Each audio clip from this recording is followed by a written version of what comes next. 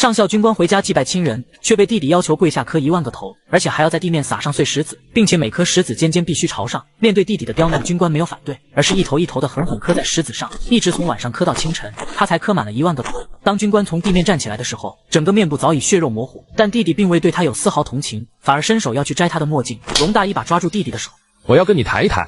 墨镜很酷，我就缺这么一副墨镜，给我，否则免谈。龙小七一副无赖的样子，龙大只好放开了手。可当龙小七摘下墨镜，还没来得及把玩，他整个人就傻眼了。龙大瞎了。其实大哥还是挺帅的，对吗？龙小七的脸色变得无比难看，忽然他像想到什么似的，疯狂扒开龙大的衣服，露出了龙大半块透明的胸腔，里面跳动的心脏触目惊心。你，谁干的？是谁干的？告诉我，老子要灭了他全家！瞬间，龙小七变得凶残狂暴，充满滔天虐气与霸道，甚至带着一抹让人膜拜贵妇的威压，叫人忍不住的想颤抖。这是龙的气息。龙大却微笑着温柔的开口：为国为民，虽死无悔。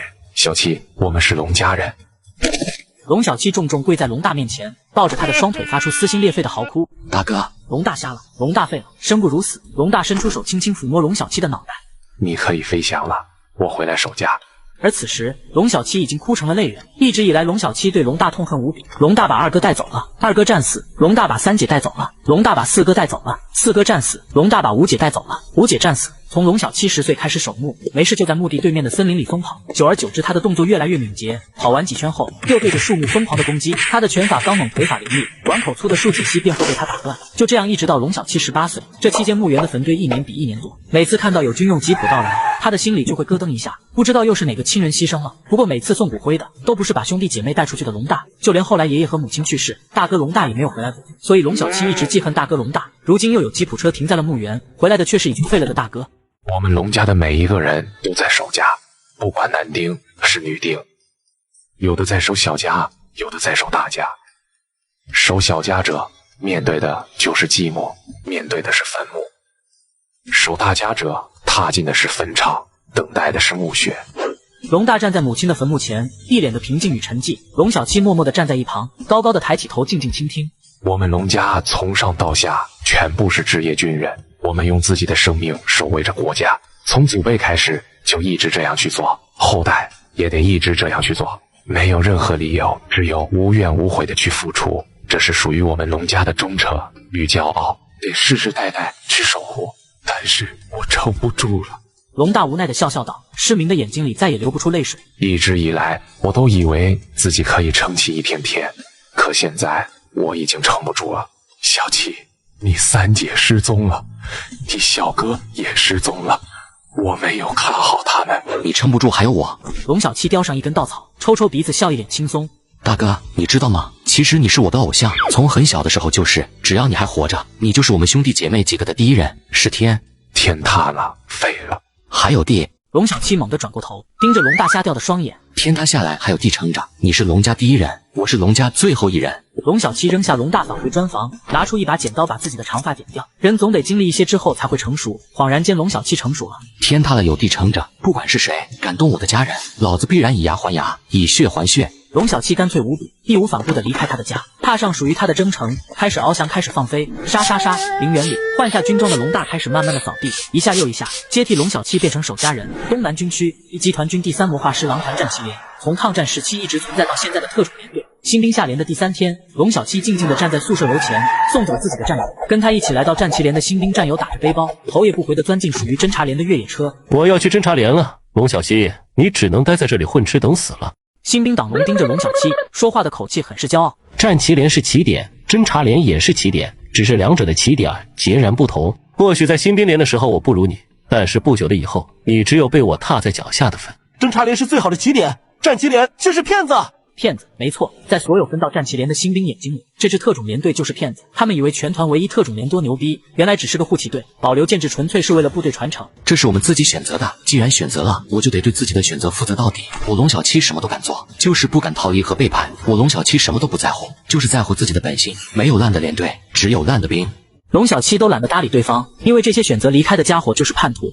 你们想走就走，也没有人拦着你们，但是不要在这里给我废话。龙小七抠抠耳朵，一脸不耐烦。想把我踩在脚下也可以，等你感觉自己能踩下来的时候，随时来踩。老子的事还很多，请节约我一点时间。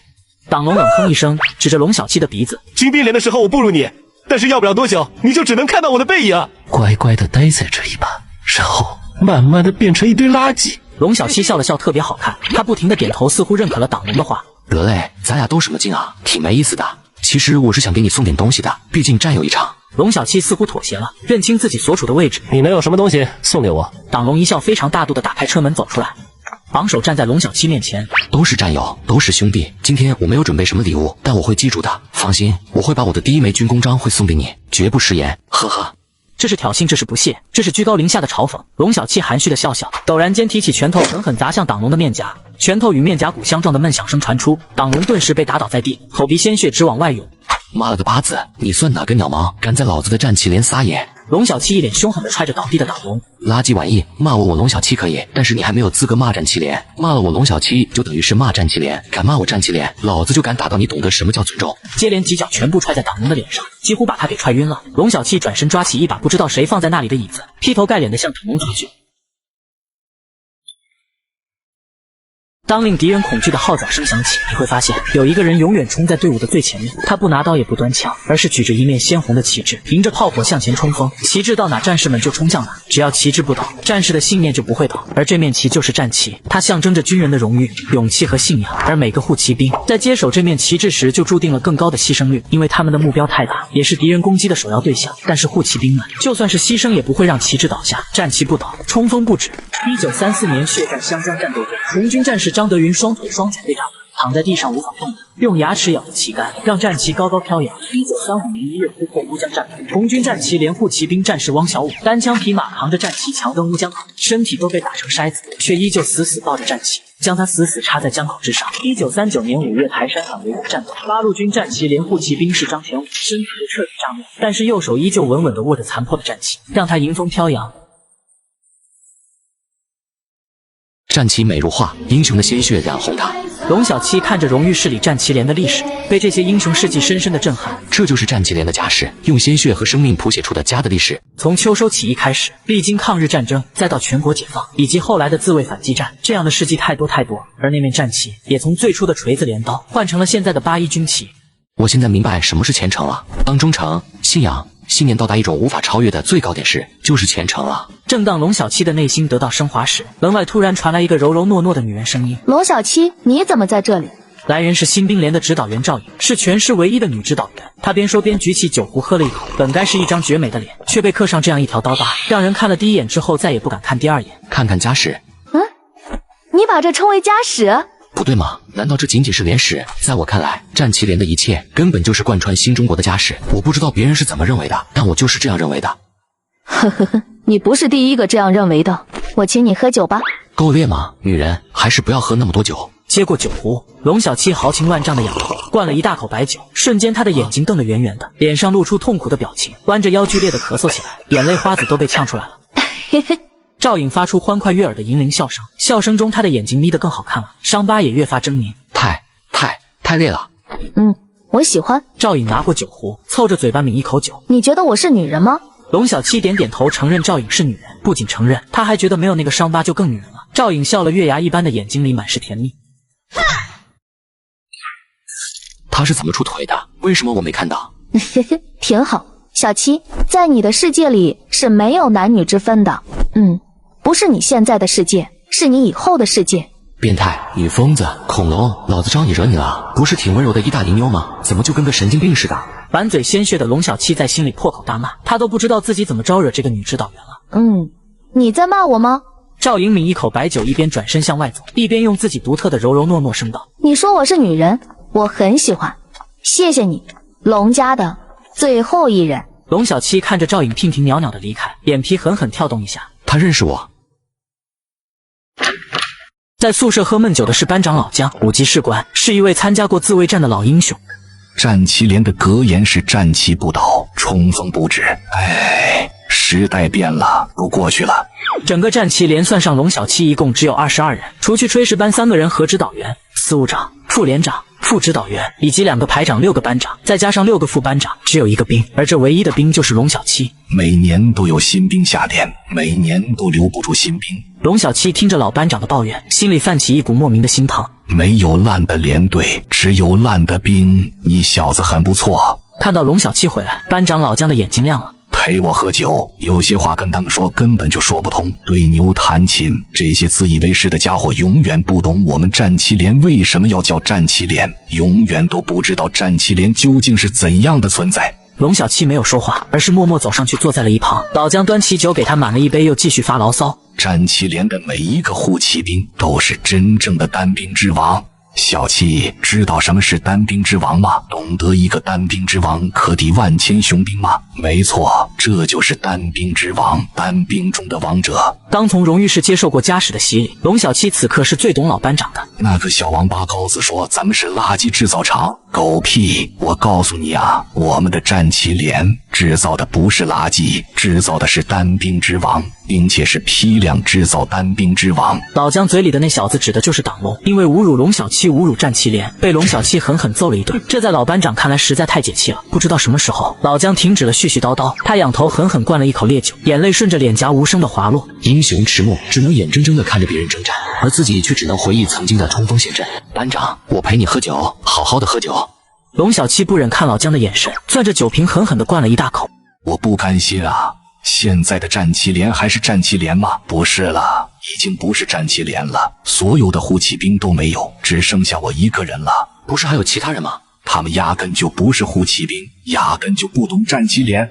真正的护骑兵只剩下我一个了，我苦苦的死守在这里，就是想最后扛一次旗，用最后的冲锋向战旗连告别。因为我知道战旗连一定会被裁撤改编，我还差一个告别仪式，我得让死去的兄弟们看到我们的连队依旧没有变。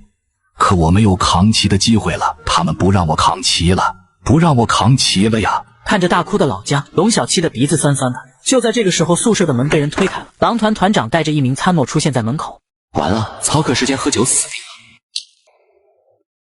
新兵下连不去出操，却在宿舍和老班长喝起了大酒，而且团长来了也照喝不误，甚至班长还一酒瓶给参谋们开了花。结果团长不仅没生气，还举着手里提着的2瓶酒，笑眯眯的向班长赔罪。老班长，您消消气，酒不够我这里还要。老姜没有理会团长，而是看向捂着脑袋倒在地上的参谋。哼，团长都不敢管我，你算什么东西？来到战旗连，团长不是团长，就是一名战旗连不合格的护骑兵，狼崽子是吗？那是老子手底下带出来的鸟兵。团长没有说话，笑着向老姜走来。这是真的，团长真的是老姜的兵，怪不得老姜敢操课时喝酒呢。我不要酒，我的酒够喝。狼崽子，你就让班长最后扛一次旗吧。老姜看着面前的团长，用满是恳求的声音道：我叫你团长，你就让我最后扛一次旗吧，不是为自己扛，是为战旗连扛。就这么一次，扛完以后我也该走了，再也不给你添任何麻烦了。看在你也是战旗连曾经一兵的份上啊。老姜的声音给人一种撕心裂肺的感觉，能再扛一次战旗，对他来说比任何东西都重要。班长，团长的眼睛湿润了，想要说的话感觉每一个字都很艰难。现在扛不了旗了，真的扛不了了，不是我不想，而是我也没有任何办法呀。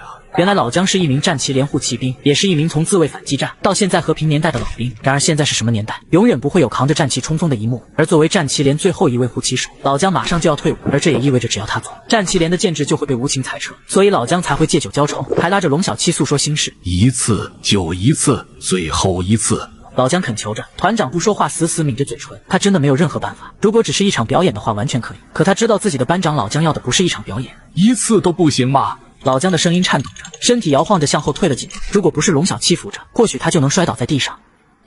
团长来了呀！原来是指导员来了，赵颖来了。团长朗朗立即向他投去求助的眼光。赵颖轻轻抿了一口白酒，一脸笑眯眯。过些日子，龙隐特种部队要跟咱们团进行一场对抗演习，实弹演习，可以扛旗。听到这话，团长的眼睛里露出一抹疑惑与震惊。我都不知道这场演习，这家伙怎么知道的？再说，那龙隐特种部队怎么可能和我们演习？龙隐特种部队是士兵的终极梦想，只有成为龙的人才可以进入龙隐。没有错，我肯定。咱们只有1个月的准备时间，扛旗的事就这么定了吧。老姜眼巴巴地瞅着团长，龙小七也眼巴巴地瞅着团长，等着他同意。看着老姜可盼的眼神，团长慢慢地放下手里的2瓶酒，重重叹口气，点了一下头，转身大步走出去。团长，你真帅！龙小七抢着发出欢呼声，他真的希望老姜能够得偿所愿。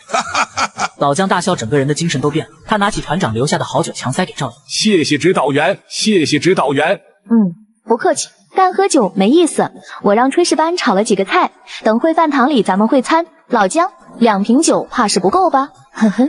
老姜二话不说，兴奋地把腿向外跑去找酒。当他跑到操场的时候，昂扬雄浑的声音从他口中发出：战旗不倒，冲锋不止。龙小七听到了，更听出了老姜的情感，听出了战旗连的心声。团长不帅，团长一旦让老姜扛旗，那就意味着他永远的失去了自己的老班长。当团长点头的时候，战旗连很快就要裁撤改编了，你会是战旗连的最后一个兵。什么？老姜扛完最后一次旗就要离开了，他的离开意味着战旗连将不复存在。赵颖仰头灌了一口白酒，吐着酒气悠悠地说道：可是，可是老姜根本无法继续扛起冲锋了，他的身体不足以支撑他进行护骑兵式的冲锋陷阵，也许你得代替老姜扛旗了。我扛旗。龙小七指着自己的鼻子，一脸的惊诧。罗小七，你看我像女人吗？听到这话，龙小七下意识地回答道：不像。话音未落，赵颖的鞭腿再次抽在他的脸上，龙小七再次被抽飞，重重撞在衣柜上。你怎么出尔反尔？刚才还说我像女人，现在怎么又说不像了？赵颖发出糯糯的声音，笑眯眯的。又是满嘴鲜血的龙小七不知道该哭还是该笑，只能在心里发出愤怒的骂声：你疯子！我龙小七跟你没完。想跟我没完，对吗？赵颖笑了，眼睛再次变成月牙，抿了一口酒。30公里长跑，去吧，跑完之后我再问你这个问题。当然，你可以不跑，不跑的结果就是我再问你一次这个问题。听到这话，龙小七二话不说，直接向训练场窜去。他宁愿跑30公里，也不想再回答赵颖这个神经病问出的神经问题。训练场上，龙小七极度不爽的开始跑圈圈。疯女人，惹不起你还赌不起吗？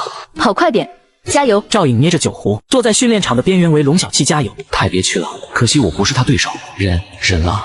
一圈又一圈，一圈接着一圈，龙小七不紧不慢地跑着。饶是他从前在家里从不间断自我训练，在跑了10公里之后，也开始有点吃不消了。你跑不动了吗？不行了吗？喘着粗气的龙小七看了赵颖一眼，不仅没有加快速度，反而把速度放慢了，嬉皮笑脸。指导员，炊事班准备好酒菜了，咱们……老姜兴冲冲地跑过来，向赵颖汇报：喝酒的事等会再说。老姜，这次你不扛旗。什么？为什么我不抗旗的话，战旗连还有谁能扛？谁有资格扛？抗完旗你就要走了，你走了，战旗连就没了，战旗连没了，就再也没有护骑兵了。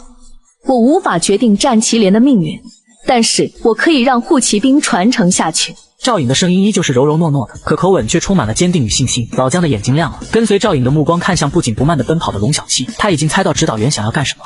忠诚、信仰，缺一不可，这是护骑兵最基本的要求。指导员，如果没有忠诚，我宁愿护骑兵永远消失。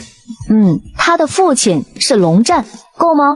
听到这句话，老姜一脸的震惊，继而眼眶开始红了，伸出颤抖的手指着远处的龙小七，不停地嗡动嘴唇。可嗡动了半天，嘴唇也没有说出一个字。陡然间，老姜的身体猛地站得笔挺笔挺。还剩多少公里？20公里。20公里，68分钟之内完成。如果完成，我就会把他训练成护骑兵；如果完不成，我会把他送走，送进龙隐部队。新兵在操场跑步，指导员却在一旁问候他全家，而且从爷爷问候到父亲，再到他大哥，甚至还说新兵家天塌了。原来这一家可谓满门忠烈，爷爷是打过鬼子的开国元勋，父亲是10年轮战的特等功臣，而他的大哥更是和平年代负重前行的英雄。龙家兄妹7个，在大哥的动员下全员参军，其中2哥、4哥和5姐战死，3姐和6哥失踪，而大哥龙大双目失明，半边胸口也给炸没了。现在龙家这一门3代忠烈，就剩在操场上被罚跑的新兵龙小七了。作为龙家最小的老七，他刚刚下连不到3天，就被指导员罚跑20公里，而且限时68分钟。要知道部队平时20公里合格成绩是100分钟，这对龙小七来说根本不可能完成，所以指导员才说他们家天塌了，以此来刺激他。没想到龙小七的脚步慢慢的停下来，站在赵颖的面前，目光如炬俯视对方。妈呀，这么看我干什么？为什么我会对一个新兵有压迫感？你在激我？我再激你。龙家的天塌了，完成你就是最后的护骑兵，完不成你就是龙隐部队的一条龙，自己选择。龙小七转过头，凶恶地看了一眼老姜，瞬间明白了是怎么一回事。原来这是战旗连最后一任班长老姜对自己的考验，成了自己就可以接班战旗连，不成老姜就把自己送到特种部队。女人，你结婚没？你有男朋友没？根据你平时走路2条腿根部的间隙，可以初步判断出你还是一个处。你嗜酒如命，脸上挂着如此大的刀疤，可以判断出许多人对你望而生畏，几乎不会有人对你展开攻势。基于此，我可以判断出你是个连亲嘴都不知道是什么感觉的处。赵颖的脸开始变得酡红，而这酡红绝对不是酒精的原因。护骑兵引龙部队，呵呵，我龙小七根本就不在乎，这个赌注对我来说太蛋疼了，我要新的赌注。龙小七凶恶中夹杂着霸道，强硬无比地对赵颖说：“如果完成了，那就让我教你怎么亲嘴。女人，赵颖。”说完之后，龙小七粗暴无比地拨开赵颖，疯狂地顺着跑道狂冲而去。赌注算什么？为了龙家，我证明给你们看。看到龙小七恶龙一般的模样，赵颖有些失神地拿起酒壶抿着白酒，而旁边的老姜则激动得热泪盈眶，因为他在龙小七的身上清晰地感受到曾经熟悉的气息。太像了，太像了！龙小七跟连长简直太像了。这就是龙的气息，凶恶不可方物，以战为本，以恶为名。老姜说的连长不是别人，就是龙小七的父亲龙战。这是一个曾经的传奇，如今的传说。战旗连最后一任连长，而当年老姜就是跟在龙战身边的新兵蛋子。老姜，你为何说龙的气息是一种恶？中国人把龙当成图腾，把自己当成龙的传人，并非东方神龙就不恶，而是因为神州大地是东方神龙的巢穴。竟然还可以这样，这种说法我倒是头一次听说。龙的恶永远不可能在自己的巢穴里施展，他的恶从来只是对外。这种龙之恶根本就是中华神州的保护神，而这样以龙为傲的国度，全世界只有一个，那就是中国。倘若有人来辱我国家，龙得恶就会让他好好享受足以绝望的恶果。难道我们龙的传人就是这样一层含义？可是恶这个词听起来总是不舒服。这里的恶不是贬义，而是褒义。这是中华大地的守护者，不到万不得已永远不会出现的最后防线。你是说龙小七身上有这种恶？不错，老连长身上有，龙大身上有，但他们都没有龙小七的强烈。这时老姜看了一眼手表，突然惊呼一声：5公里15分钟，一共20公里。第一个5公里，龙小七仅仅用了15分钟就跑完。68分钟20公里，龙小七，这是护骑兵的基础，看你的了。接下来第二个5公里跑完了，用时19分钟。老姜看了一眼浑身汗水疲惫不堪的龙小七，眼睛里透出一抹焦灼之色。以龙小七此时的状态，已经不可能在规定的时间跑完20公里了。是啊，后面每1公里用时都会成倍的增加。狂奔中的龙小七汗如雨下，越来越感到疲惫，肺腔因为缺乏足够的氧气而变得生疼。龙小七猛地发出高昂的吼声，想要用这种方式来打破体力流逝带给他身体的禁锢，可惜这一点用都没有。21分钟过去了，龙小七这才拖着几乎垮掉的身体跑完第3个5公里，还剩下13分钟，龙小七跑不完了，绝对跑不完了。老姜轻轻摇头，眼睛里已经流露出可惜与失望。旁边的赵颖转身走向宿舍楼，他已经不需要看下去了，因为结局已定。我是龙家的最后一人，我得撑起整个龙家。龙小七不断地发出呢喃的声音，眼前不断地闪烁各种各样的画面，直到定格在最后的那一张，双眼被活生生挖出来的龙蛋。龙小七蹒跚着停下脚步，仰头发出狂笑声。龙小七，你只有最后13分钟了。龙小七不笑了，用他那双凶恶到极致的眼睛盯着老姜看了2秒钟，拔腿像炊事般狂冲而去，操起一把牛耳尖刀。龙小七再从厨师般狂冲而出。还有多少分钟？12分35秒。够了，够了，哈哈哈哈哈！只要我让身体变轻，就能赢。龙小七高高举起牛耳尖刀，狠狠地向肩膀刺去，嫣红的鲜血在血液极限循环的速度下找到宣泄口，疯狂地向外喷涌而出。而当鲜血喷出的那一瞬，龙小七顿时感觉到身体变轻了，轻如鸿毛。龙小七用一种恐怖的速度狂奔冲出，沿着跑道一路飙血一路笑，一路挥刀一路跑，不是谁都敢操着刀子往自己身上捅，但凡敢向自己动刀子，不是疯子就是勇士。鲜血的飙射中洒下他桀骜霸道的狂笑。龙小七操起牛耳尖刀捅向另一边的肩膀，让滚烫的热血再次飙射而出。我不能输，如果我龙小七输了，就等于输掉了全家。指导员赵颖去而复返，他的眼睛里露出一抹震撼之色。疯子，疯子，18岁的疯子！够了，够了！老姜一把按掉秒表，冲着龙小七吼道：“你完成了，完成了！不仅完成了，而且打破了人类的极限记录。”的确完成了。龙小七用放血的方法，在短短11分28秒的时间之内，冲完了最后5公里。这是人类极限！妈的，人类极限！龙小七猛地甩了半圈脖子，龇牙咧嘴，张牙舞爪地发出怪异的声音。浑身是血的龙小七扔掉手中的牛耳尖刀，一步一步走到赵颖的面前，眼睛直勾勾地盯着对方脸上的刀疤。恭喜你，最后的护骑兵。赵颖发出柔糯的声音，微笑着举起右手的酒壶。龙小七猛地把赵颖结结实实地搂住，狠狠地亲吻上对方的嘴巴。全市唯一的女指导员却被刚下连3天的新兵强吻了，而且她还啃烂了指导员的脸，就连指导员的腰也差点被她抱断。要不是军医及时将2人分开，指导员都能原地散架。然而指导员却微微一笑，拿起酒壶闷了一口。原本的疤更长了，男朋友更难找喽。小颖啊，你这个伤口还得缝啊。您直接缝吧，不需要打麻药。脸上被重新啃开的伤口被军医一针一针的缝合上，让人看着就无比揪心。如果疼你就叫出来，没事的。没事的，我不疼，一点都不疼。行医这么多年，头一次见这么硬气的女孩。老军医用最快的速度为赵颖缝合完毕，细心的叮嘱了好一番，这才离开。病房里，赵颖一边喝着白酒，一边看着昏死睡在那里的龙小七。我脸上的蜈蚣变得更大了，下次你不会再啃上去了吧？原来龙小七之所以啃指导员，是因为他参加了考核，需要在68分钟跑20公里，这样才可以成为战旗连光荣的护骑兵，而且和指导员打赌完成可以亲他一下。结果到最后一个5公里时，时间眼看就来不及，龙小七竟然连扎自己4刀，采用放血疗法超常完成了任务。结果在要吻指导员时，失血过多出现幻觉，他把赵颖脸上的疤看成了蜈蚣，所以才一口咬了上去。而啃完指导员的龙小七则当场就昏死过去了。看着熟睡的龙小七，赵颖伸手捏了一下他的脸。还有，不要随随便便教一个女孩亲嘴。尤其我这样的，其实亲嘴没有什么特殊的感觉，起码我没有任何感觉。赵颖起身，捏着酒壶伸了个懒腰，听听袅袅地走出病房。老姜一直在病房之外等着，看到指导员赵颖走出来以后，立即从长条凳上站起来，询问对方的情况。指导员，你的脸怎么样了？龙小七怎么样了？没事，我要出差，连里的事情你就看着办吧。对了，你还满意龙小七吗？满意，100个满意，这是一个好苗子，万中无一的好苗子。满意就好，我这个指导员也算是对战旗连有了交代。好了，我走了。赵颖转身离去，身后传来老姜的声音：指导员，你去哪？出差，希望我回来的时候战旗连还在。老姜，他的第一步就掌握在你的手中了，记住，你要教给他的不是技能，而是战旗连的精神，护骑兵的精神。声音越来越远，赵颖消失在走廊的尽头。中部小城龙家陵园，赵颖握着酒壶，看着瞎眼的龙大在那里砌墙，摸索着用水泥与红砖为陵园砌墙。虽然他已经瞎了，但是围墙砌得笔直，这不是他一个人能做到的，因为有一个纤弱漂亮的女孩在帮他。墙砌得不错。龙大，先停一会，我有事问你。听到这个声音，龙大慢慢地放下手里的红砖，脸上带着一抹浓浓的疑惑。你是？我是赵颖，或者说是……赵颖揉揉脑袋，想了好一会才有些吃力地说：我忘了我的代号了，真忘记了。我的脸上有一条刀疤，连刀疤是怎么来的都忘记了，但我知道你是龙大。听到这番话，龙大瞬间站得笔挺，举手向赵颖敬了一个标准的军礼。礼毕吧。是首长。龙大居然称呼赵颖为首长，看来赵颖的身份确实不简单。龙大，我来找你是想问问龙小七的情况，他究竟是个怎样的人，比如性格、习惯等等。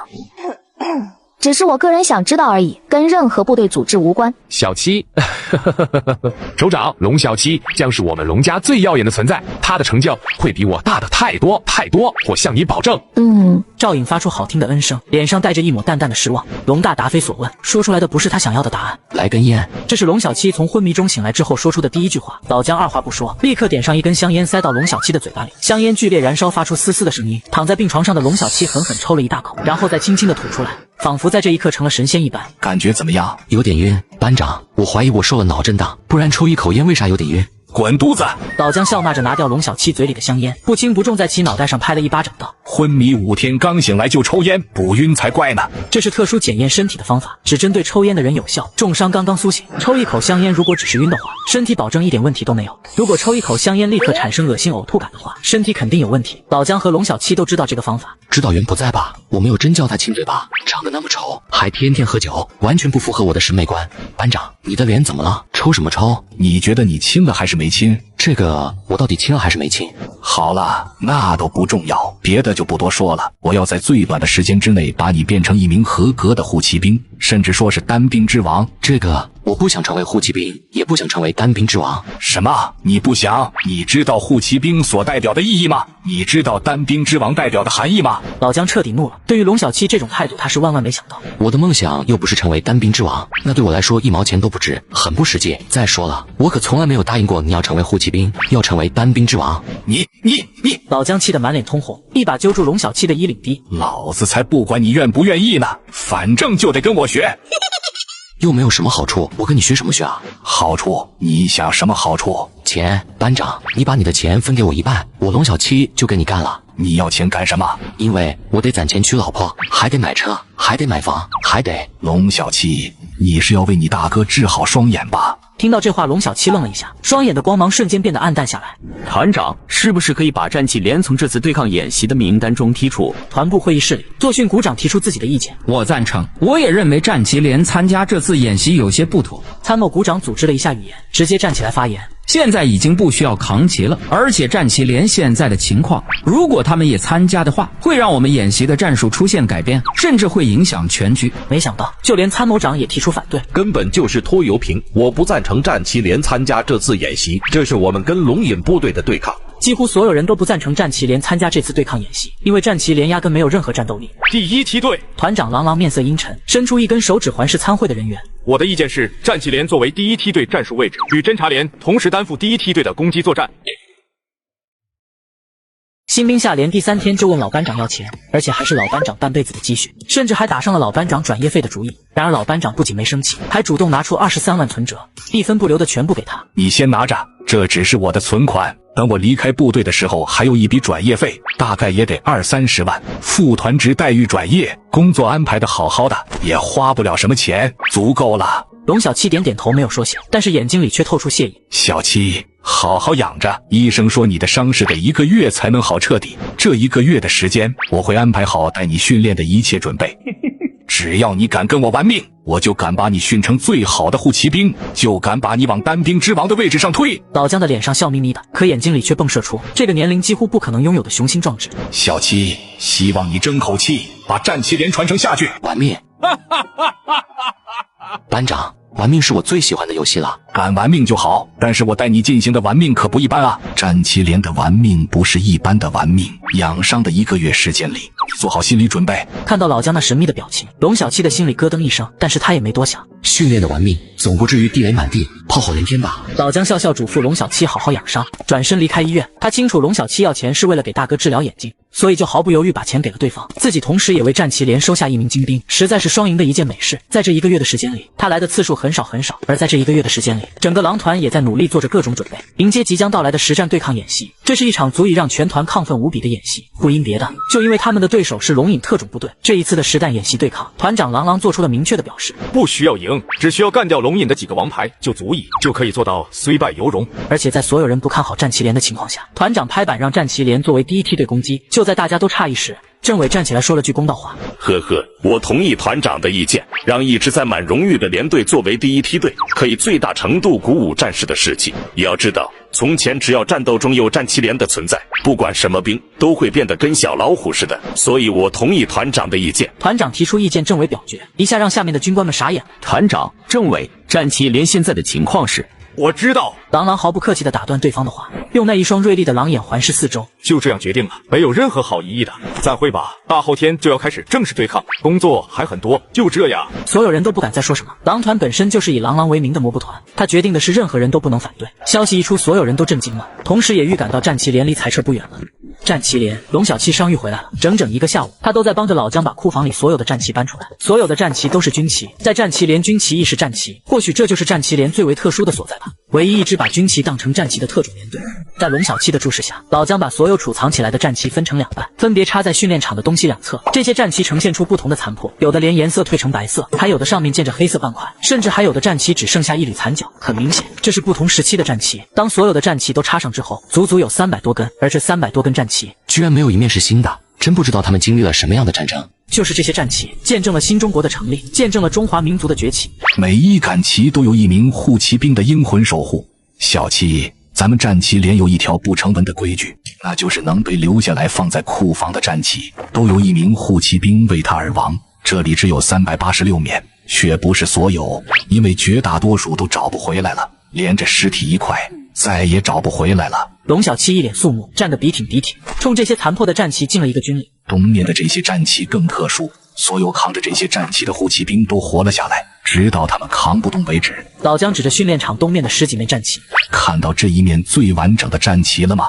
这是一面依旧血红的战旗，破损程度比较轻，但是上面的黑色斑点密密麻麻。龙小七知道，这些黑色斑点全部都是鲜血，在红色的战旗上经过氧化，最终变成黑斑。这是我连长的战旗，当初他就是扛着这一面战旗，带着我一路冲锋，把我磨砺成合格的护骑兵。可惜连长没能死在老山，却躺在了和平年代自己的国土之上。老姜温柔地抚摸这一面血红的战旗，满是沧桑的轻声道：龙战，战旗连最后一任连长，从他之后，战旗连再无连长。龙战，我的父亲。龙小七默默地盯着这面属于他父亲的战旗，眼睛里透出别样的色彩，崇拜、亲切、思念、温柔。龙战，战旗连最后一任连长，同时也是龙吟特种部队的创始人，第一任大队长。龙吟以龙为名，是咱们战旗连走出去的单兵之王。龙小七只听了前一句，对于老姜后面的话一句都没听进去，他只是充满敬意与温暖地盯着父亲的那面战旗，脑海里不断闪现儿时对父亲残留不多的记忆。在他的印象里，父亲龙战就是个在家里什么都听老婆的，对所有的孩子都宠溺到让人无可挑剔的模范丈夫、模范父亲。但是他的宠溺只针对家里人，对自己却苛刻到无以复加。他知道自己的父亲曾经是战旗连的连长，却不知道父亲还是龙隐部队的创始人。唯一知道的就是父亲每一次回家都会把哥哥姐姐们连同自己抱一遍，然后挨个的掏出礼物，带着自己这些人一起扫墓，一起做游戏，乐此不疲。龙小七笑了，有些痴痴傻傻地抚摸着那面战旗，仿佛儿时屁颠颠地牵着父亲的衣角傻笑一般。你们战旗连在干什么？难道没有接到通知吗？不知道前往侦察连进行联合训练吗？粗暴的声音突然传来，打破了龙小七享受的回忆。这是一名身材高大的士官，黝黑的脸上充满了暴躁，身体更是充斥着强烈的力量感。显然，这是一名非常有实力的老兵或者班长，侦察连的人。还有心情在这里摆弄烂旗子，有个屁用！如果不是命令如此，我们侦察连会带你们训练。赶紧的，别磨蹭，立刻前往侦察连报道，我们会指导你们进行战术配合。侦察连的士官瞪着龙小七，用嚣张霸道的口吻训他：看什么看？新兵蛋子，我是侦察连一班长冷风，没时间跟你们废话，赶紧滚上车！侦察连报道，旗子摆弄100遍也屁用没有。冷风一把抓在龙战曾经的战旗上，动手就想要拔出来，但是刚用力，就清晰地感受到腰腹间传来一阵冰冷，一把军刀不知道什么时候顶在了自己的腰间，已经刺破做驯服的布料，紧紧贴着肉。冷班长，松手！我龙小七的话只说一遍，松不松在你。笑眯眯的龙小七看起来是那么的人畜无害，可眼神里却透着一抹凶恶到极点的光芒。这些都是烂旗子，没错，都是烂旗子。可就是这些烂旗子所代表的意义，则是战旗连的一切，不容任何人践踏。侦察连一班长冷风松手了，也许是因为龙小七的眼神，也许是因为龙小七顶在他腰腹间的军刀。小七，收起刀！老姜脸色一沉，冲龙小七训斥道：军刀和枪只能针对敌人，永远不能针对战友，这是部队绝对不容践踏的原则。龙小七一笑，麻利地收起军刀。冷班长，就是开个玩笑，别往心里去啊。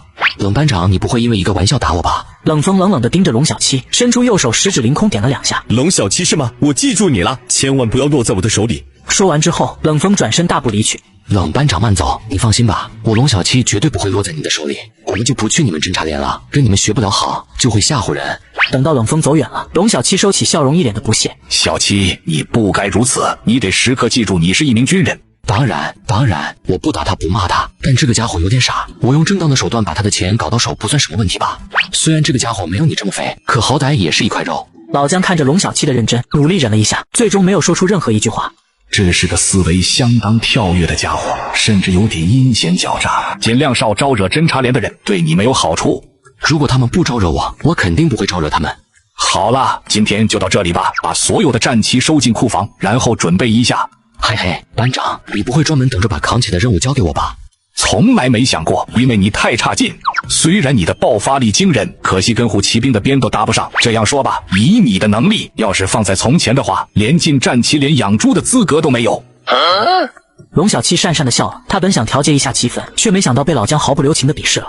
你以为我在开玩笑？都跟你说了，战旗连的护骑兵都是在战场上成长起来的，压根就不是训练出来的。你只有1天的训练时间，后天就要代表战旗连参加对抗演习，而我对你的训练只有这1天。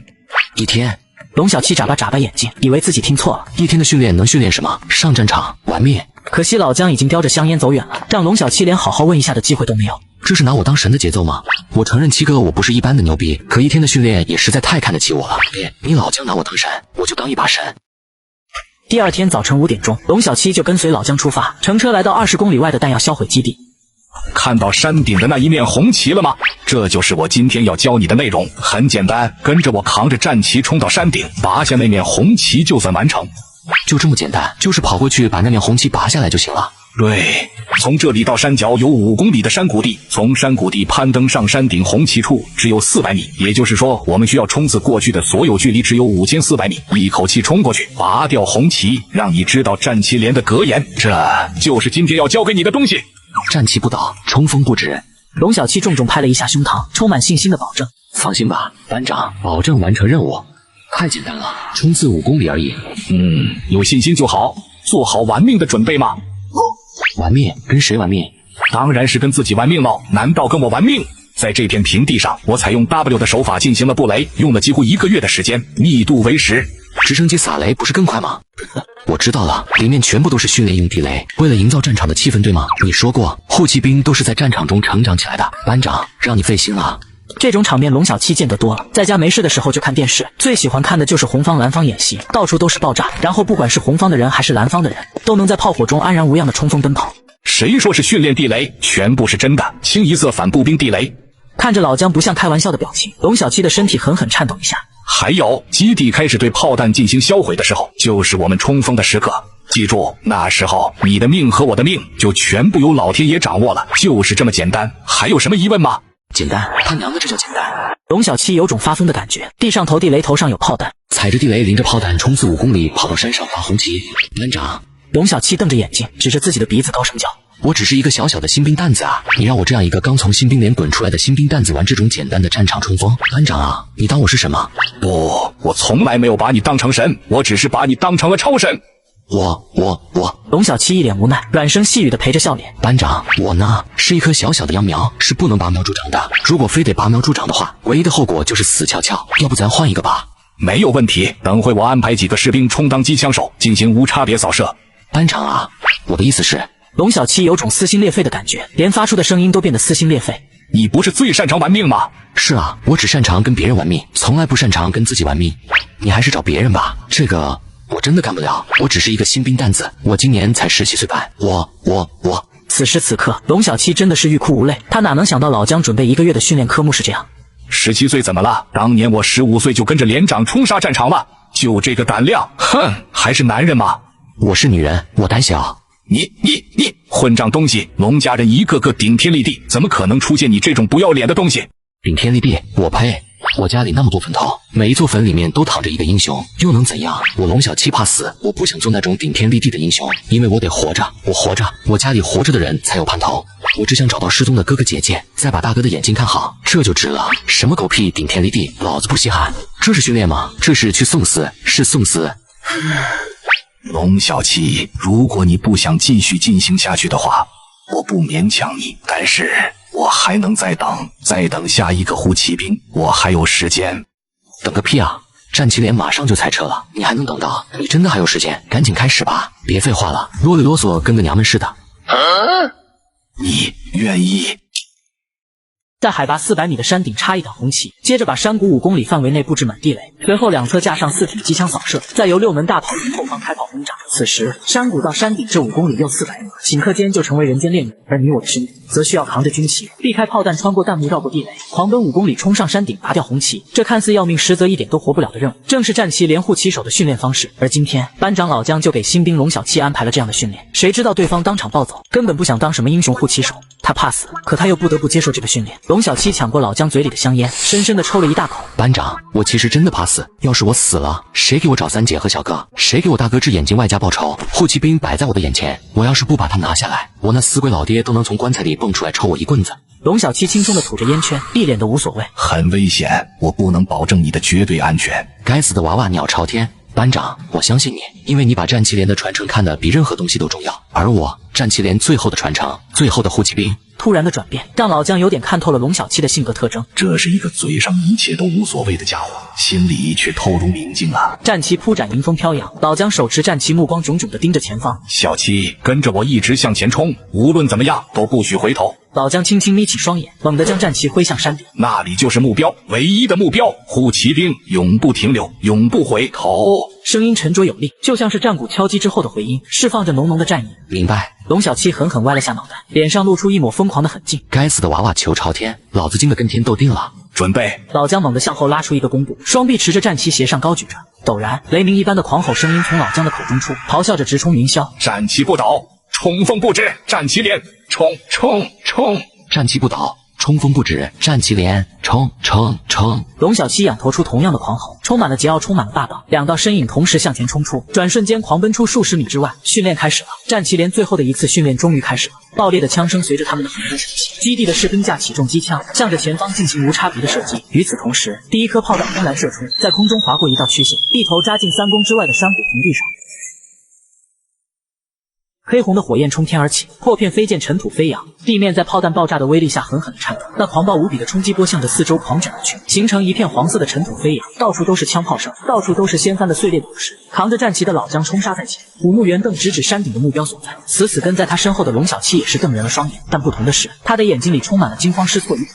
到处都是炮声隆隆，到处都是枪林弹雨，他的大脑已经陷入空白，根本无法做出任何思考与分辨，只记得跟在老姜的身后。炙热的浪潮对老姜没有造成影响，却让龙小七陷入浓浓的窒息之中。这种感觉真的让龙小七想死，他觉得死亡都比这来得快活得。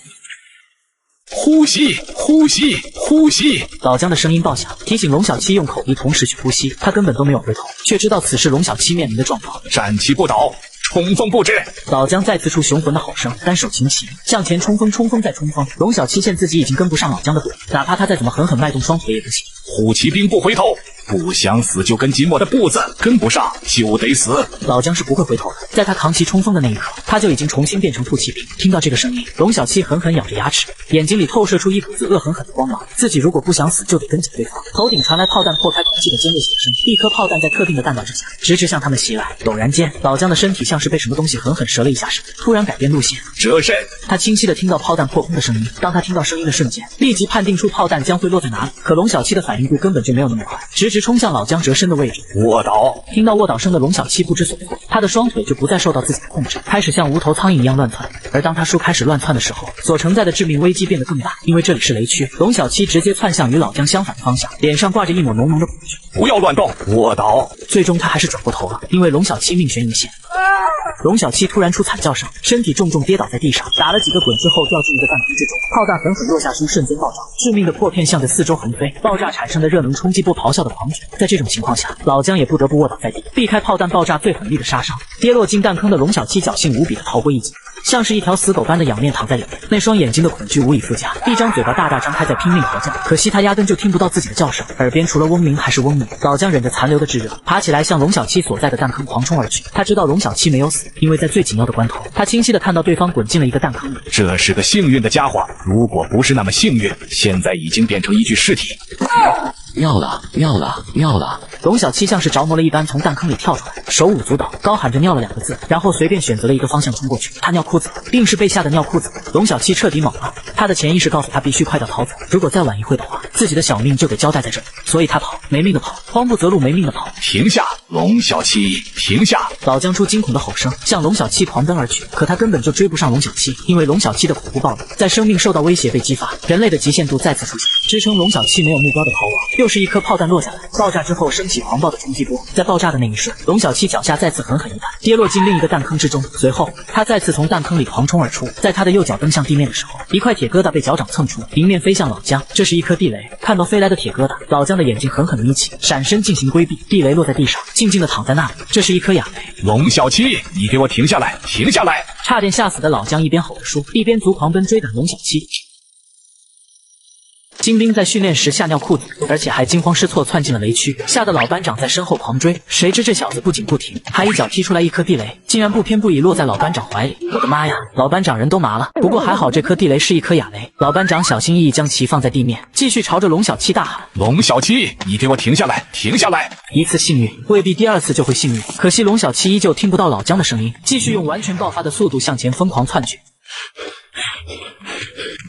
奶奶的，追不上了，老了！两个人的距离越拉越远，短短的时间里，龙小七把老姜甩下了上百米。老姜的脸色变得惊恐无比，他死死盯着龙小七逃窜的方向。完蛋了，进入密度1的雷区了。密度1的雷区意味着每隔1米有一颗地雷，已经是最稠密的雷区了。停下，停下，停下！老姜用力挥舞战旗，不停歇的吼：再不停下，你就会死，就会死！他似乎已经看到龙小七被地雷炸翻的一幕，双腿刹那间断开，鲜血狂喷。而此时的龙小七似乎听到了后面老姜的声音，很是诧异的转头看了一眼，一颗炮弹落在数十米之外爆炸，吓得龙小七浑身一哆嗦，扭过头继续向前冲。他以为老姜让他赶紧跑，有多远跑多远，先把命给保住再说。转瞬间，龙小七窜进密集雷区之中，看得老姜满脸恐惧，几乎都瘫软下来。班长，快跑啊！再不跑，咱俩就一对报销了。龙小七一边跑一边回头冲老姜焦急地喊，让对方也快点跑。龙小七，老姜发出声带几乎撕裂的声音，用尽全身上下所有的力量大吼：给我站在那里不要动！站在那里不要动！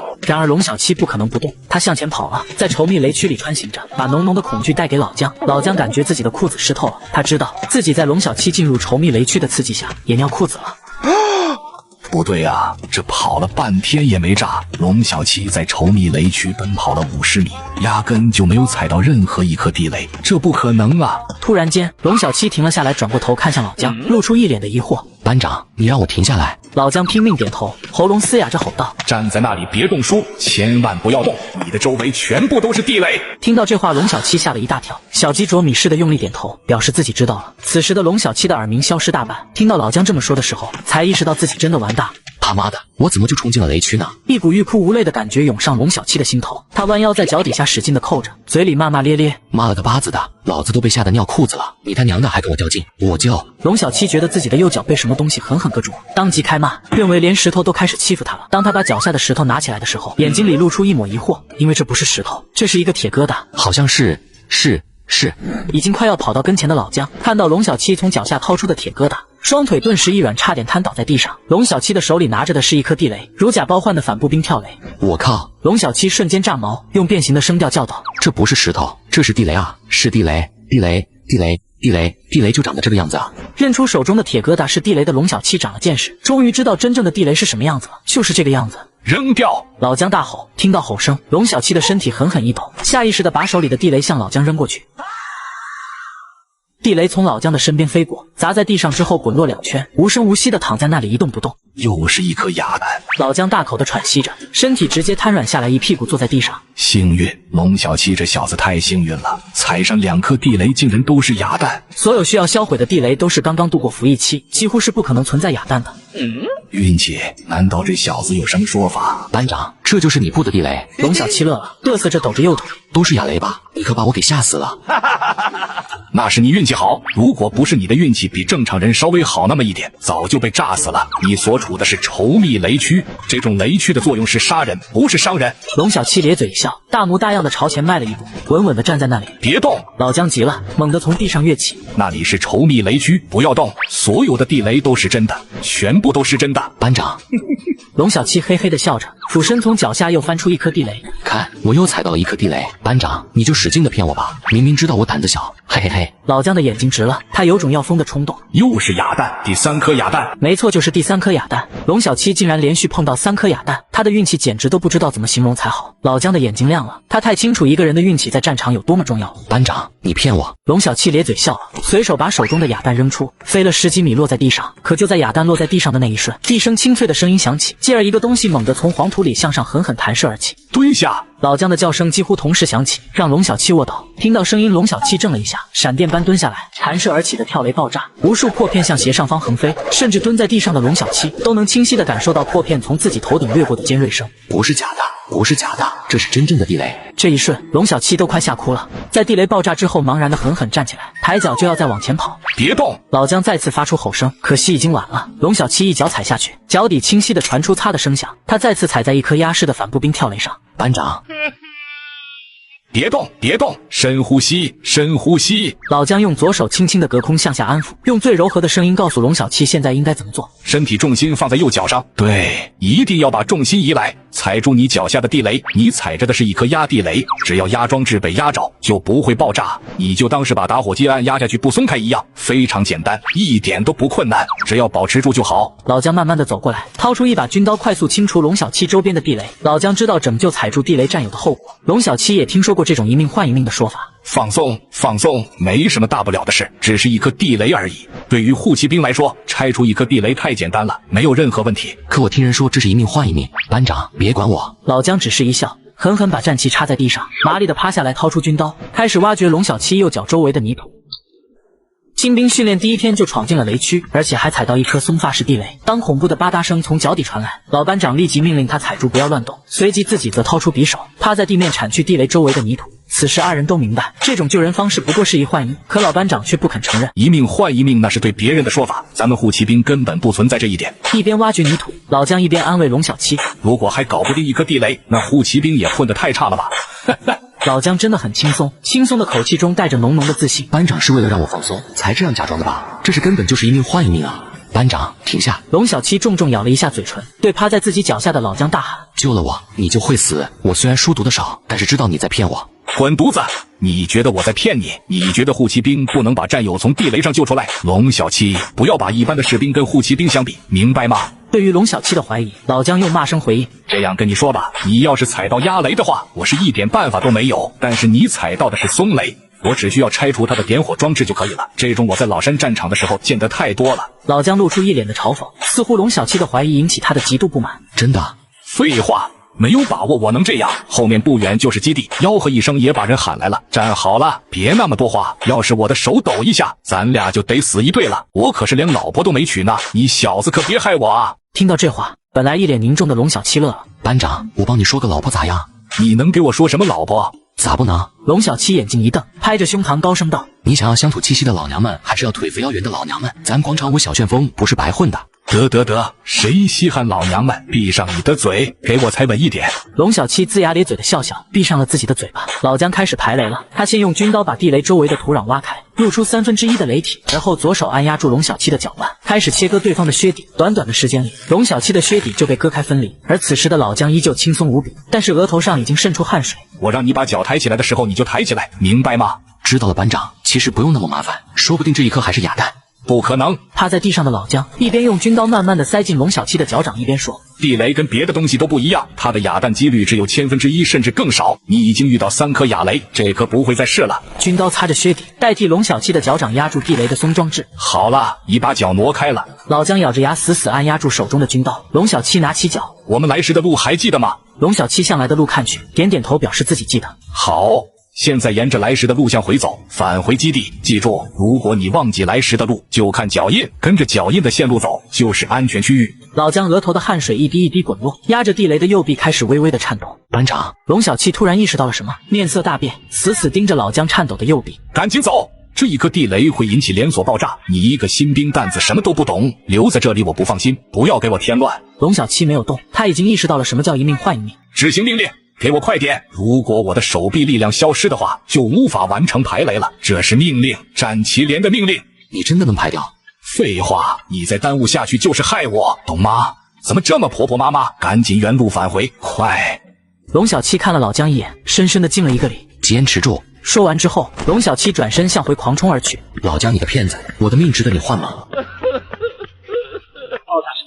龙小七猛地瞳孔狠狠收缩，猛地停下转身。他清晰地看到老姜被炸翻，浑身鲜血。班长，老姜骗了龙小七，他没有任何排雷的工具，周围没有任何能够辅助排雷的条件，他根本就无法排除，只能用自己的命去换龙小七的命。班长，龙小七连滚带爬地冲到血人一样的老姜跟前，一把将其抱住，嚎哭声响彻天际。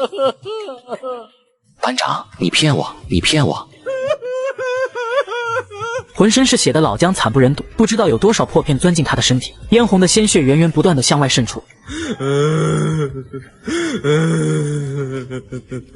如果不是我乱跑，如果我能好好的跟在你身后，一切都不会发生。是我害了班长，是我害了班长啊！泪水从龙小七的眼睛里汹涌流淌，一颗颗滴落在老姜满是血污的脸颊上。对不起，班长。对不起，我对不起你。龙小七深深地低下头，陷入浓浓的自责之中。不怪你。重伤的老姜发出微弱的声音，像是用尽全身上下所有的力量一般，挤出一个笑容。新兵不都害怕？我从前也这样过。要不是连长，我早就死了。但是我不如连长，我避不开。老姜出剧烈的咳嗽声，一股股血沫顺着他的嘴巴向外狂涌，这是弹片侵入他的身体，损坏了他的肺部。班长啊，你千万别死，千万别死，撑住，我带你去医院，龙小七一把抱起老姜，就看到鲜血连成线的往下流淌，他重伤的身体根本不能这样移动，如果硬来的话，只会死得更快。来人啊，救命啊！而此时，基地的人已经看到这一幕，第一时间向这里冲来实施救援。小七呀！老姜一张嘴，血沫就往外涌。班长，你别说话，你别说话，马上就有救了，马上就有救了！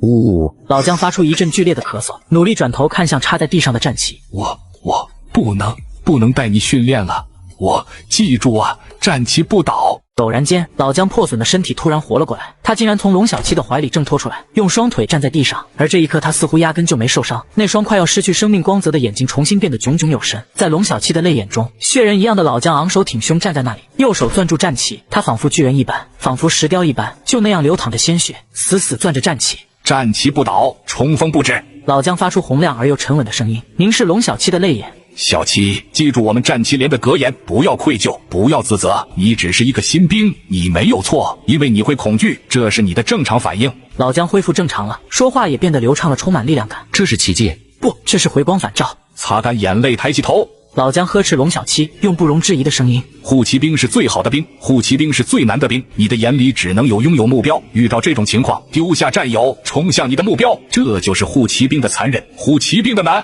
班长，龙小七狠狠抹了一把眼泪。战旗不倒，记住我说的话了吗？记住了。龙小七，到。他知道这是老姜的回光返照，他已经支撑不了多久。从今天开始，你将成为战旗连第1444名战士，最后的护骑兵。你愿此生以血为国吗？我愿此生以血为国。你愿此生护家为战吗？我愿此生护家为战。你能忠诚于党，忠诚于国，忠诚于民吗？我能忠诚于党，忠诚于国，忠诚于民。龙小七，我以战旗连第1443名战士的身份宣布，你已是战旗连第1444名战士，谨记你的誓言，背负你的战旗。说完这番话，老姜的眼神瞬间涣散，轰然坠下，但是他的右手依旧稳稳地攥着战旗，让战旗永远不倒。班长，龙小七发出扭曲的声音，痛苦无比地狠狠跪在老姜的面前。矗立在你面前的是10年老山的轮战英雄，是战旗连最后一名护旗手，是战旗不倒冲锋不止的老班长，是孑然一身奉献军营，也曾渴望爱情的武器士官，为就在训练中踩中地雷的新兵，他毅然决然用匕首按住地雷，可新兵来了个一换一，破片贯穿了他的胸膛，鲜血喷涌，可他到死都死死攥着旗杆，一双生命流淌殆尽的眼睛一直向上看着战旗，一动不动。老姜死了，没错，战旗连的老姜死了，在他要把战旗连的一切交给龙小七的时候死了。龙小七呆呆地站在那里，盯着老姜的右手，盯着老姜看着战旗的眼神。1分钟，2分钟，3分钟，炮声怎么停了？给我开炮！给我开炮！龙小七突然面露恶狠，瞪着充血的眼睛冲赶来的士兵发出恶龙一般的咆哮。炮声不准停，枪声不准停，老子今天要扛旗，老子今天要帮我班长扛旗。列兵同志，闭嘴！龙小七指着老姜临死都不肯松手的战旗，狰狞无比的嚎叫。战旗还未倒，冲锋不能止，我是战旗连的人，我要为班长扛旗塑心。扛旗，扛旗，战旗不倒，冲锋永不止。这一刻，龙小七彻彻底底变成了另外一个人，无所畏惧，疯狂无畏。每个人都具备第二人格特征，龙小七的第二人格就是彻底爆发的龙。别碰我班长！龙小七冲过去，一把将医生推开，他抱起老姜的尸体，转了一个方向，让那双没有闭上的眼睛对着山顶的红旗。班长，好好看着，我来帮你扛旗。你看清楚了，看清我们战旗连最后的护骑兵是怎么冲锋的。龙小七盯着老姜灰白的瞳孔。如果你满意，等我回来的时候，你就闭上眼睛安心离去；如果你不满意，我就冲锋到死，永不停歇。说完之后，龙小七用力掰开老姜握着旗杆的手，将那面属于老姜的战旗握在自己的手掌之中。战旗在他的手中飘扬，迎风招展。开炮，不要停！龙小七盯着眼前的几名士兵，这是我班长的遗愿，他这辈子就想最后扛一次旗，现在他死了，只能由我帮他扛起来。你们没有拒绝的余地，必须按照我说的来办。不可能，你会死的，你只是一个新兵。我们敢让姜班长扛起冲锋，是因为他具备预判炮弹落点的能力，可以在这种环境下生存下去。但是你不行，一旦开炮，你必死无疑，就算不被炮弹炸死，也会踩到地雷。老姜出现了意外，基地怎么可能任由龙小七这个新兵蛋子继续扛旗，冒着炮火与地雷向前冲？战旗连每年拥有2个死亡名额，现在只用掉了1个，我代表战旗连用掉最后一个死亡名额。不要质疑我能不能代表，最后的护骑兵可以决定一切。不可能的，列兵同志，我们不会看着你去送死，现在已经发生了训练事故，如果……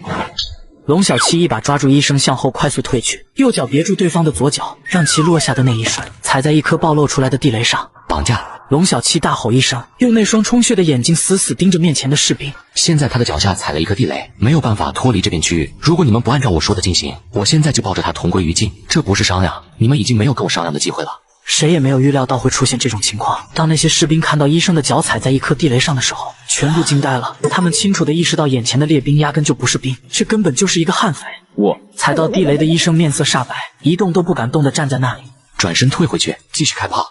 5秒之后没有我想要结果，我就让你们的死亡名额也消耗一个。疯子，真的是疯子，充满悍匪气息的疯子。几名士兵在短暂的呆滞之后，立即转身向基地的方向狂奔而去。看着士兵跑回基地，龙小七笑了，一脚把医生脚下的地雷踢出去。这是一颗哑弹，龙小七碰到的3颗哑弹之一。在这里待着，你的周围都是雷区，炮弹不会向你这里落，只要不动，就一点危险都没有。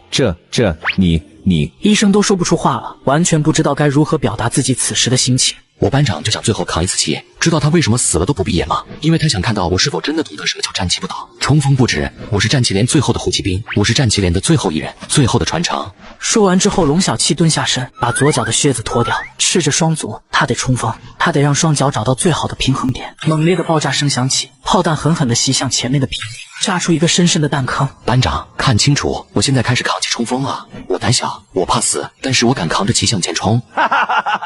你最后的兵不是孬种。陡然，龙小七闭上了嘴巴，右手擎着战旗，双眼死死盯着炮火弥漫下山顶的那面红旗。战旗不倒，冲锋不止。龙小七轰然向前狂冲而去，一头扎进雷区与炮火构筑的真实战场之中。冲锋，冲锋，冲锋！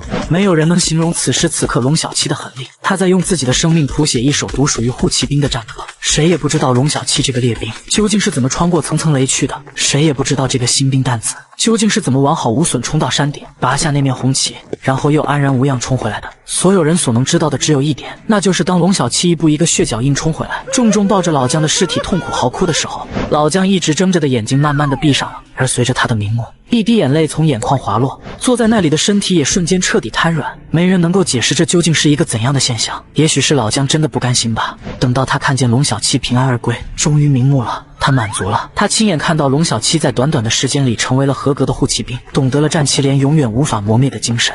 中部地区，陵园，龙大坐在那一堆坟墓面前发呆。龙大，你不觉得这样对待小七非常残忍吗？跟随在龙大身边的女人发出斥责的声音。这个女人很漂亮，但是整个人却透着一股病怏怏的感觉。残忍，我对我的每一个弟弟妹妹都残忍。如果不对他们残忍一点，他们怎么能在战场上存活？可这次太过了，那是雷区，那是炮弹轰炸的战争环境。女人紧紧捂着自己的胸口，用力喘了一口气。以后不准再生这种事，他的命不该由你主宰。难道应该由你主宰？我是他大嫂，我对他有责任。不，你永远也成不了小七的大嫂，因为我不会娶你。龙大转过身，用那双恐怖的眼眶面向女人。张宁霜，我已经废了，而你是司令员唯一的女儿，你不应该待在我身边，我给不了你任何东西。你走吧，我只是一个残废，我们不是一个世界的人。说完之后，龙大慢慢起身，向还没有完工的砖墙走去，继续进行手头的工作。他是个瞎子，却能把墙砌得笔直，而且每块砖的间隙都精确到毫米，就连最难把控的外角，他不掉线也能垒得垂直齐整。大半生的军旅生涯，造就了他敏锐的直觉和对自我的严格要求。当然，要不是这个病殃殃的女孩打下手，墙也不可能垒得这么快。然而，一向默契的两人，今天的气氛却十分严肃，因为瞎子刚刚拒绝了女孩的求婚。要知道，女孩可是军区司令的闺女，而瞎子现在却是个废人。就在这时，一个女人突然出现在工地，随着她的到来，一股酒气钻进了瞎子的鼻孔。他立即放下手里的活肃穆敬礼。首长，您来了。夫唱妇随，挺好。龙大，跟张宁霜把结婚证领了吧。龙大没有说话，只是笔挺地站在那里，但是张宁霜却抿嘴笑了。命令，立刻执行。来年生个大胖小子，如果敢违抗命令，龙小七的备案就会消除。龙大的脸色变了一下，嘴唇嗡动，但最终还是高声答是，服从命令。谢谢首长。张宁霜开心了，用满是血泡的右手向赵颖敬礼，一段姻缘就这样成了。在赵颖的一道命令之下，当然这道命令带着威胁。龙小七是龙大的七弟，龙家最后一位能为国效力的军人，刚入伍下连到战旗连，在训练中因为惊慌失措，连累老班长被地雷炸死。而龙小七为了完成班长的遗愿，竟然逼迫基地的士兵帮他继续完成训练。然而他不知道的是，其实背后是龙大下的命令，特批龙小七能够继续扛旗冲锋。没有任何领导会这样去做这样的特批，但是有一个人可以特批，并且绝对拥有特批的资格，那就是龙大。如今赵颖用龙小七来威胁龙大，显然是抓到了他的软肋。弟弟好不容易刚成为一名合格的护旗手，可不能因此断送。龙大，你怎么敢让龙小七继续扛旗冲锋呢？赵颖抿了一口白酒，发出柔柔糯糯的声音。小七的运气一向很好。运气？是的，运气。我不知道该怎么形容，反正就是运气非常好。比如有一次，他跟着母亲去市里买衣服，遇到辆大货车翻车，直接把他盖在下面。当我们以为他肯定死掉的时候，却发现小七安然无恙地站在车头与车身仅有的夹缝中。有一次下暴雨，山体滑坡，遇到泥石流，他就位于泥石流的中央，谁都以为他必死无疑，可他却躲在一块岩石下面，一点事都没有。诸如此类的事情太多了。听到龙大说的这番话，赵颖的眼睛再次眯起来，表现得非常感兴趣。运气，龙小七的运气很好。我知道了，很多时候运气在战场的成分占比非常大。龙小七可真是一个有意思的人呀。作为战场来说，许许多多的士兵都相信运气这个东西。首长，你们对小七的看法？我会考虑进去的。但是前面的路没有人帮他走，你是知道的。如果你不是出现意外的话，也许你已经走完了所有的路，成为我们的一员。小七能走完，他从小就是我们兄弟姐妹中最优秀的一个，不管哪方面。龙大发出肯定的声音。赵颖仰头抿一口酒，笑了笑，转过身。龙大，龙小七的事不需要你操心了，他的路怎么走那是他的事儿，你的路怎么走？张宁双要的是龙大这个人，要的不是其他。好了，我走了，以后也不会来了，再见吧。说完之后，赵颖袅袅袅袅地离开，一边走一边抿着酒，背影虽好看，却让人觉得落寞无边。老姜的尸体被抬到该去的地方了，他是为救人而死，烈士称号很快就会批下来，可人都死了，调个烈士有什么用？躲在连队库房里的龙小七无声的哭泣，狠狠抓着自己的脑袋。班长，对不起，对不起。龙小七满脸泪水，哭着向面前的一杆战旗道歉。战旗是老姜的战旗，上面出现星星点点的血迹，还有被地雷破片冲出的一个个小窟窿。没有人来安慰龙小七，是他把老姜害死的。龙小七成了罪人，战旗连的罪人。深夜，一辆越野车驶进战旗连，没有惊动任何人。团长郎朗从车上走下来，走到库房门口，郎朗深深地叹了一口气，推开门走进去。谁？黑暗中，龙小七警觉地发出声音，伸手抹了一把泪水。我郎朗。团长好。龙小七立即站起来，面向黑暗中郎朗的身影。不怪你，你不用自责，因为这件事不是你的问题。他没有开灯，保持库房的绝对黑暗。是我的问题，如果我不乱跑，就不会踩到地雷，班长就不用死。任何人在那种环境下都无法控制自己的情绪，你以为只有你乱跑吗？郎朗抹黑向前走了2步，站在龙小七面前。你觉得如果没有我的批准，班长会把你带到弹药销毁基地训练吗？如果有责任的话，那么我的责任也很大。不，就是我的责任，就是我的问题。团长，你不用安慰我，我知道这是我的问题，真的，我知道，我懂。我也曾经在那里乱跑过。您？不错，我也接受过那种训练，但幸运的是我没有踩到地雷，因为我是往回跑的。我害怕，真的很害怕，所以我没有踩到地雷，我也没能成为合格的护骑兵。说完之后，郎朗长长的叹了一口气，伸手轻轻抚摸那面属于老姜的战旗。是我害死班长的。有意义吗？龙小七，你知道班长想让你干什么吗？他想让你做的不仅仅是一名护骑兵，他想让你成为单兵之王。当你成为单兵之王的时候，他会在天堂里看着你笑。当你成为单兵之王的时候，所有人才知道战旗连根本没有陨落，它依旧是不朽的战旗连，依旧是传奇的特种连队。龙小七没有说话，死死地咬着嘴唇听着，因为团长说的是班长的遗愿，要让他龙小七实现的遗愿。龙小七，我不是来安慰你的。当你可以成为合格的护骑兵时，你内心的强大就已经远远过我。郎朗松开战旗，转身向外边走。记住，班长的死只是他的归宿，班长的死可以让你的内心更强大，做一名合格的护骑兵，做一名单兵之王。战旗连靠你了。郎朗走出库房，上车离去。他的确不是来安慰龙小七的，他是来告诉老姜的遗愿的。单兵之王，只有战旗连才有单兵之王，只有战旗连才有能力培养出单兵之王。这是一个不平凡的日子，对于狼团来说，是他们自番号组建以来的最大荣誉。迎战隐龙特种部队，因为隐龙压根就不是一般的特种部队，这是特种部队之中的王者。快，进入作战区域。交战规则只有一点，只要见到龙隐部队的人，立刻开枪，不要考虑你们用的是实弹，不要在乎是否误伤。电子对抗准备就绪，狼团已经准备完毕，等待10点钟演习的正式开始。27人的特种部队需要挑战1000多人的魔步团，而且要求魔步团必须上实弹，自己则装备训练弹，并且特种部队副大队长还当着对方团长的面，扬言24小时吃掉他这1000多号人，给团长气得当场下了死命令。传令！郎朗怒声冲身边的作战参谋大吼：不管是谁，只要能击伤一名龙隐成员，就是一个3等功，重伤2等功。如果谁能生擒一个士兵，保送军校，军官即刻尽职进衔，摆酒庆功。郎朗真的生气了，3等功没什么，可2等功和保送军校绝对是所有士兵渴求的。短短的时间里，郎朗的命令传递到团里的每一支部队，全力以赴。侦察连班长冷风环视自己带领的尖刀班，我们是侦察连最强的一班，而侦察连又是狼团最强的连队，必须给我拿下1名引龙队员。1班最强。侦察连正在进行最后的动员，充满豪情的声音让他们变得如同一头头雄狮。当了，看什么呢？一班长冷风斥责党龙，他看到党龙正扭头向驻地门口看去，不知道在张望什么。党龙因为训练成绩突出，被他要到了侦察连一班。冷风很喜欢党龙，并且竭力培养这个日后能够青出于蓝的新兵。龙小七，战旗连的人。党龙的眼睛里闪过一抹恨意。听到这话，冷风轻轻眯了一下眼睛，盯着肩扛战旗、走路有些不利索的龙小七。战旗连大也是第1梯队，我记得都去后勤做第1梯队了。哎呦，这又冒出了一个啊！态度啊，人家战旗连怎么不能做第1梯队？别小看人家的一个新兵，那可是代表着战旗连的最高战斗力啊！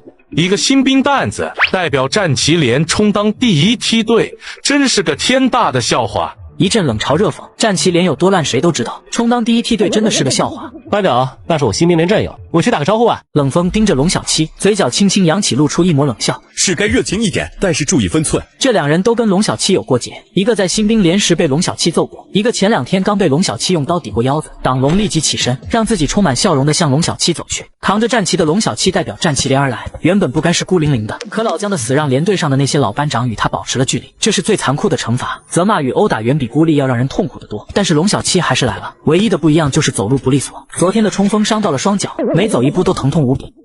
哎呦，这不是龙小七吗？党龙笑眯眯地走过来，一脸热情。果然不愧是龙小七，一个人就代表了整个战旗连，欢迎欢迎。皮笑肉不笑，党龙可对龙小七一点都不会客气的。还好还好，在侦察连过得还滋润，凑合了。因为训练成绩突出，被分到了尖刀班。声音充满了倨傲，但也拥有倨傲的资格。恭喜恭喜！龙小七道了一声喜，四下看看，寻找属于战旗连的帐篷。你小子现在混得不错吧？我一个人代表一个连队了，这可不是一般人能做到的。一般一般。龙小七打着哈哈，他现在可没心情跟党龙在这里磨磨唧唧，他得找到休息的地方，把脚上的纱布换一下。靠，这还没一半。我跟你说啊，一个人代表一支连队，绝对不是小打小闹，那得凭借真本事。咱们在新兵连的时候，谁不知道你龙小七牛？可1个多月没见，你竟然都混到这种程度了！不行不行，我们侦察连得跟你好好的取经。龙小七笑笑，眼睛里透出一抹鄙夷的表情。看来这场冲突是避免不了了。可这个党龙上来之后，硬是把整个侦察连都拉上了，这是要把侦察连拉出来搞自己一个人的。妈了个巴子的，还真看不出这个场还能这么明显。对付党龙一个人，龙小七不在话下，可跟侦察连干起来，他还是有自知之明的。侦察连的兄弟们，战旗连的人来了，跟咱们同属于第1梯队的战旗连来了。党龙向宿营地大声叫道：“看到没？这就是龙小七，一个人代表了整个战旗连，可想而知他的战斗力得有多强。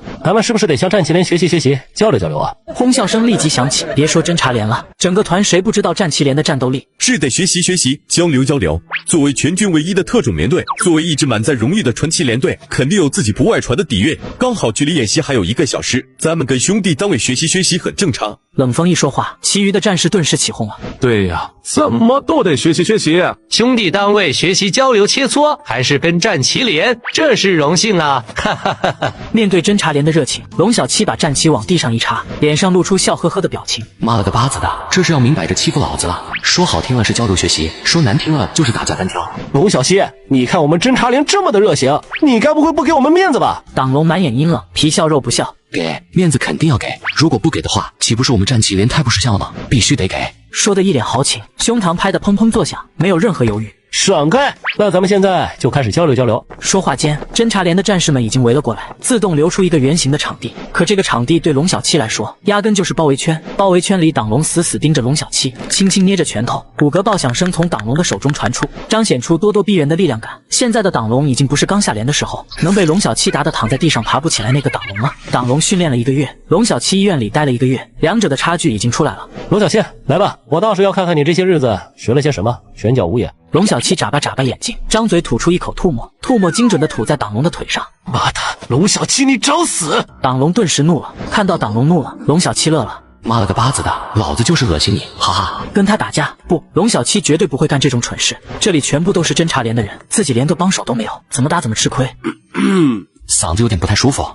是有点不舒服。龙小七干咳2声，突然双眼一瞪：“你算个什么东西啊？你要跟我交流，有多远给我滚多远！撒泡尿照照自己是谁？妈个蛋的！1个月没打你就皮痒了。老子代表的是战旗连，你他娘的能代表侦察连吗？”新兵仅仅训练1天，就要一挑100人的侦察连，而且还要把人家连长按在地上摩擦。说完还点了根烟，用余光偷偷观察侦察连的反应。这他娘哪来的流氓？太无耻！还要单挑连长？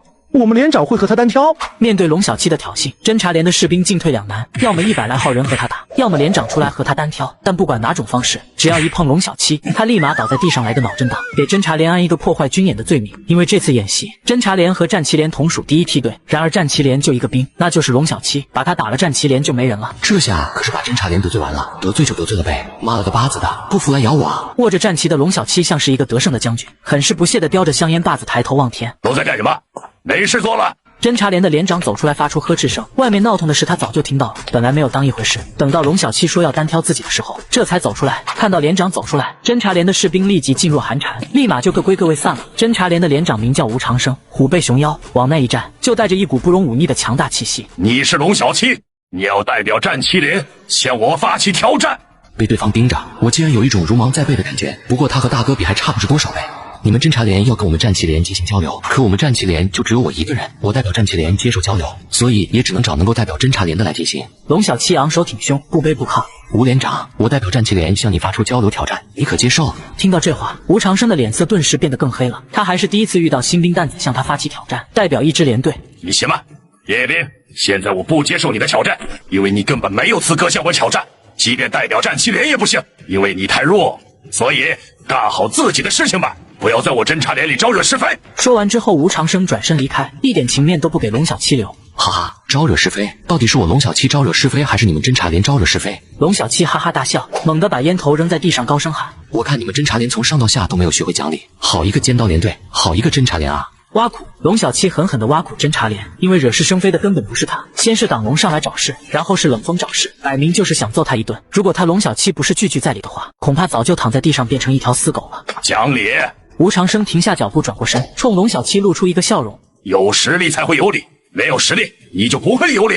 如果你要能有朝一日把战旗连的旗帜插到我侦察连的地盘，我就跟你讲道理。等我有朝一日把战旗插到你们侦察连的时候，还需要你给我讲道理？笑话！龙小七真的怒了，侦察连下面的人不讲理也就算了，连长竟然也不讲道理。停止！他的眼神里充满了不屑与嘲讽，根本就看不起龙小七。龙小七大笑，猛地拔起战旗，狠狠指着吴长生：吴连长，这是我的战旗，不出3年，这面战旗就会插在你们侦察连。记住你现在说的话，不要怪我龙小七到时候不讲道理。说完之后，龙小七转身就走。他是代表战旗连来参加演习的，不是来看侦察连脸色的。不自量力！党龙面露不屑，冷风眯着眼睛盯着龙小七的背影，冷芒闪烁。离开侦察连的宿营地，龙小七忍着双脚的疼痛，钻进距离营地不远的山林里，开始脱下靴子，重新给双脚上药。包扎！妈了个巴子的，党龙你小子完蛋了！龙小七骂骂咧咧，一边把云南白药撒在脚底板上。就在这个时候，天空升起3颗红色的信号弹，演习正式开始。瞟了一眼信号弹，龙小七一点紧张感都没有，仍然在歪歪斜斜的躺在树干上睡起了大觉。而此时，狼团所有单位都在第一时间陷入绝对紧张之中，不断的派出侦察兵搜寻龙隐部队出没的情报，电子对抗室也全力以赴，追踪所有能够追踪到的无线电信号。全歼！演习裁判所里，龙隐副大队长廖少英发出嚣张跋扈的声音：全歼狼团，我们才算胜利。狼团能拖过明天上午10点，就算他们赢。这是演习刚开始的双方首长碰头，廖少英变得比刚才还要嚣张，似乎对现在还要进行的碰头很不耐烦。口气不要太大。郎盯着廖少英，对他的话很是生气。我很忙，还有事吗？廖少英看向裁判长，表情充满了自傲。如果没有什么事的话，我就继续看小说去了。对于廖少英的态度，裁判长也无可奈何，只能摆摆手。廖少英转身走人，至始至终没有看郎一眼。给老子站住！郎怒了，廖少英站住了，转过头瞅着郎。郎团长，你该去指挥部了。你要是不去的话，我们怎么对你实施斩首？扔下这句话，廖少英不再停留，大步走出去，坐上等待在外的吉普车。鹰头，到底给他们留点面子，还是一点面子不留？开车的龙隐队员笑眯眯地问：如果他们不把我叫到这里的话，我会考虑给他们留一点面子。现在没有留面子的必要。廖少英从车里掏出一本小说，一边翻着一边说：开车，传我命令，明早6点之前全歼狼团。哈哈，鹰头，你可真损，比龙首在的时候还要损。队员立即发动吉普车。听到这句话，廖少英罕见的露出一抹笑容。你小子说我损，难道忘了咱们龙老大怎么收拾312师了？说好的3天演习，刚开始4个小时就把他们斩首了，我这算是仁慈了，好不好？得，您仁慈，我承认，绝对比龙老大仁慈100倍。可惜龙老大，龙大一走，龙翼再无龙首啊！吉普车远离，只留下廖少英深深的叹息声。龙影部队的龙首就是龙大，龙小七的大哥，那个双眼被刺下，把龙小七替换下来的铁血硬汉。演习已经正式开始，郎朗回到指挥部进行新一轮战术调整，开始在原本防御的基础上再度加大防御力量，形成绝对的收缩防御。中午时分依旧没有动静，下午2点仍然没有动静，晚上6点还是没有动静。狼团变得越来越紧张了，他们几乎可以确认龙影部队把攻击放在了晚上。都打起精神！指挥部里，郎再次要求部队。狼团很疲惫，整整一个白天的时间，他们都在紧张中度过。凌晨2点，龙小七实在睡不着了，一是因为露水太重，二是因为睡得有点太多。但是不远处侦察连的人可就没有他那么舒服了，所有人都紧张地等待了将近20个小时，早就变得疲惫不堪，甚至说抱着枪都能睡着。细微到几乎听不到的沙沙声传到龙小七的耳朵里，立即引起他的警觉。当他借着月光看去的时候，清晰地看到一个影子向这里摸来。